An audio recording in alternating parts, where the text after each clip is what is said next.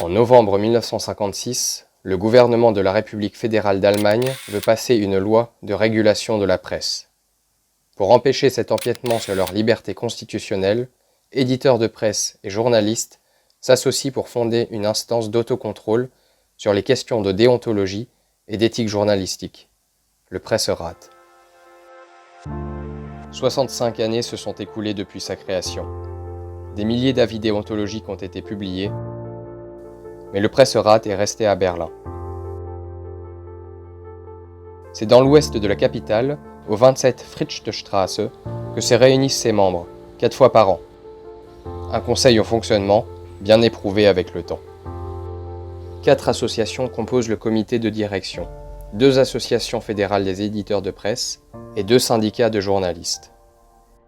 Chacun envoie 7 représentants qui composent ensemble l'assemblée plénière. Cette assemblée décide des lignes directrices du codex, une charte qui, en 16 points, délimite les principes éthiques et déontologiques de la profession.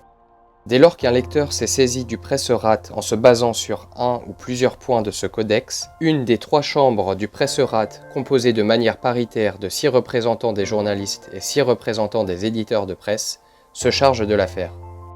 En fonction de la gravité de l'enfreinte, le Presserat dispose de 3 niveaux de réponse. Une remarque, une désapprobation, et dans le cas où un point déontologique a été transgressé, une réprimande.